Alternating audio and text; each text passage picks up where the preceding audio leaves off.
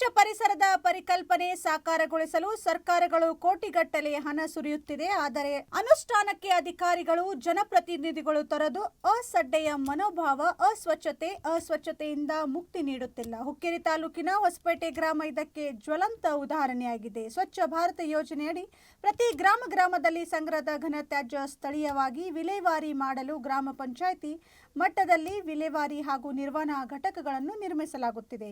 ತ್ಯಾಜ್ಯ ವಿಲೇವಾರಿ ಘಟಕ ನಿರ್ಮಾಣಕ್ಕೆ ಗ್ರಹಣ. ಹೌದು, ಸ್ವಚ್ಛ ಪರಿಸರದ ಪರಿಕಲ್ಪನೆ ಸಾಕಾರಗೊಳಿಸಲು ಸರ್ಕಾರಗಳು ಕೋಟಿಗಟ್ಟಲೆ ಹಣ ಸುರಿಯುತ್ತಿವೆ. ಆದರೆ ಅನುಷ್ಠಾನಕ್ಕೆ ಅಧಿಕಾರಿಗಳು ಜನಪ್ರತಿನಿಧಿಗಳು ತೋರುವ ಅಸ್ವಚ್ಛತೆಯಿಂದ ಮುಕ್ತಿ ನೀಡುತ್ತಿಲ್ಲ. ಹುಕ್ಕೇರಿ ತಾಲೂಕಿನ ಹೊಸಪೇಟೆ ಗ್ರಾಮ ಇದಕ್ಕೆ ಜ್ವಲಂತ ಉದಾಹರಣೆಯಾಗಿದೆ. ಸ್ವಚ್ಛ ಭಾರತ ಯೋಜನೆಯಡಿ ಪ್ರತಿ ಗ್ರಾಮಗಳಲ್ಲಿ ಸಂಗ್ರಹದ ಘನತ್ಯಾಜ್ಯ ಸ್ಥಳೀಯವಾಗಿ ವಿಲೇವಾರಿ ಮಾಡಲು ಗ್ರಾಮ ಪಂಚಾಯಿತಿ ಮಟ್ಟದಲ್ಲಿ ವಿಲೇವಾರಿ ಹಾಗೂ ನಿರ್ವಹಣಾ ಘಟಕಗಳನ್ನು ನಿರ್ಮಿಸಲಾಗುತ್ತಿದೆ. ಅದರಂತೆ ಹೊಸಪೇಟೆ ಗ್ರಾಮದ ಹೊರವಲಯದಲ್ಲಿ ಘಟಕ ನಿರ್ಮಿಸಲಾಗುತ್ತಿದ್ದು ಕಾಮಗಾರಿಗೆ ಗ್ರಹಣ ಹಿಡಿದಿದೆ. ಈ ಘಟಕ ನಿರ್ಮಾಣಕ್ಕೆ 2022ರ ಅಕ್ಟೋಬರ್ ತಿಂಗಳಲ್ಲಿ ಚಾಲನೆ ನೀಡಲಾಗಿತ್ತು. ಈವರೆಗೆ 7.94 ಲಕ್ಷ ರೂಪಾಯಿ ವೆಚ್ಚ ಮಾಡಿದ್ದು ಶೇಕಡಾ 30ರಷ್ಟು ಕಾಮಗಾರಿಗೆ ಬಾಕಿ ಇದೆ. 7 ತಿಂಗಳು ವಿಳಂಬದ ನಂತರ ಈ ಕಾಮಗಾರಿಗೆ ಕ್ರಿಯಾ ಯೋಜನೆ 20 ಲಕ್ಷ ರೂಪಾಯಿ ತಲುಪಿದೆ.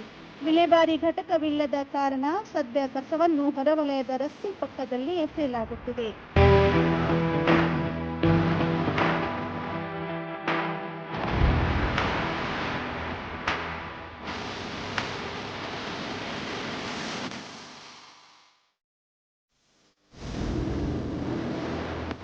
ಘಟಕ ನಿರ್ಮಾಣ ವಿಳಂಬವಾದಷ್ಟು ಕಸದ ರಾಶಿ ಬೆಳೆಯುತ್ತಾ ಸಾಗುತ್ತಿದೆ.